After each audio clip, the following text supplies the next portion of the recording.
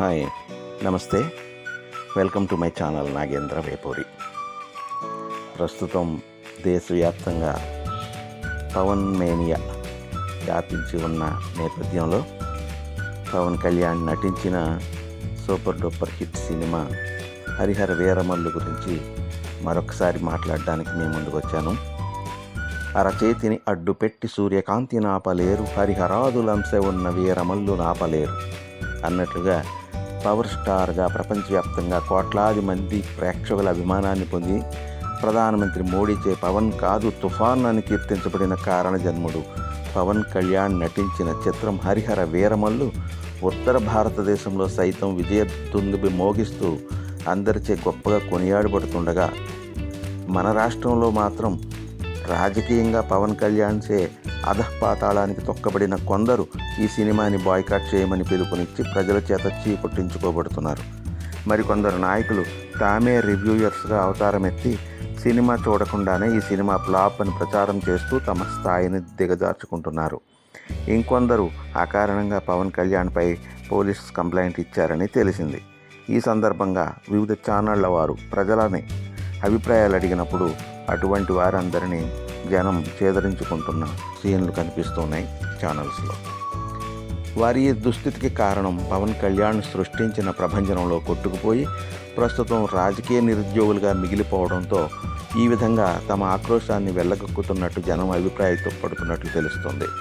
ఇటువంటి cheap tricks play చేస్తున్న వారి వల్ల జనం ఏమాత్రం సందిగ్ధానికి లోను కాకుండానే మరింతమంది ఈ సినిమాని చూడటానికి వెడుతున్నట్లు కలెక్షన్లు చెబుతున్నాయి. కేవలం రాజకీయ శత్రుత్వంతో మాత్రమే ప్రత్యర్థి మీడియం వారు ఈ సినిమాపై దుష్ప్రచారం చేస్తున్నట్లు ప్రజలకి అర్థం కావడంతో కలెక్షన్లు మరింతగా పుంజుకుంటున్నట్లు తెలుస్తుంది. వారి కారణంగా కూడా ఈ సినిమా జనానికి మరింత ఆలోచింపజేస్తూ ఆకట్టుకుంటుంది.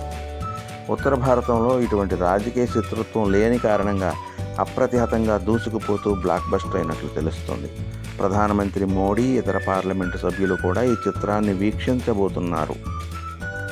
ఈ సందర్భంగా కేవలం మన రాష్ట్రంలో మాత్రమే నెగిటివ్ టాక్ని వ్యాపింపజేస్తున్న వారికి సామాన్య ప్రేక్షకులు వేస్తున్న ప్రశ్నలు కొన్ని ఈ విధంగా ఉన్నాయి. ఢిల్లీ సుల్తానులు, మొఘల్ చక్రవర్తులచే దురాక్రమణ చేయబడి దోసుకోబడిన ఈ దేశంలో వారిచే తీవ్రంగా అణిచివేయబడి ఘోరంగా అవమానించబడిన మన పూర్వీకుల దుస్థితి గురించి ఏ హిస్టరీ బుక్స్లోనూ చెప్పబడని చారిత్రక సత్యాలను చూపించిన విధానాన్ని ఎవరైనా మెచ్చుకోవాలి కదా. ఎందుకంటే ఆనాడు అలా పీడించబడిన వారిలో నేడు సినిమాని బాయ్కాట్ చేయమంటున్న వారి పూర్వీకులు కూడా ఉన్నారు కదా. నెంబర్ 2, ఈ హిందూ దేశంలో హిందూ ధర్మం పాటించే వారిపై మాత్రమే జిజియా పన్ను వేసి కట్టలేని వారిని క్రూరంగా నానా రకాలుగా హింసించిన ఔరంగజేబు యొక్క దుర్మార్గాలు ఎంతటి పాషాణ హృదయున్నైనా కరిగిస్తాయి కదా. ఈ విషయాన్ని చిన్నపిల్లలు కూడా అర్థం చేసుకుంటుండగా వీరికి ఎందుకు అర్థం కాదు? ఈ హిందూ దేశంలో బానిసలుగా ట్రీట్ చేయబడి అణగదొక్కబడిన బలహీన వర్గాలను రక్షించేవాడిగా పవన్ కళ్యాణ్ పాత్ర జనమందరిచే ప్రశంసించబడుతుండగా వారికి ఎందుకు బాధ?